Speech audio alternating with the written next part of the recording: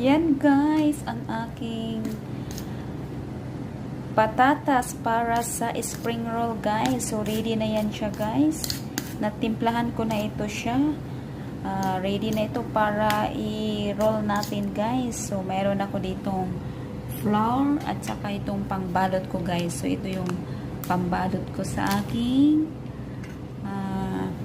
potato spring roll. So ayan.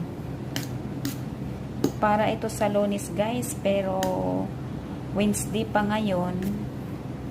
So i-prepare ko na lang siya para hindi ako mangapa-ngapa pagdating ng Lunes kasi marami ito siya guys. So ayan. Ang patatas para sa aking potato spring roll.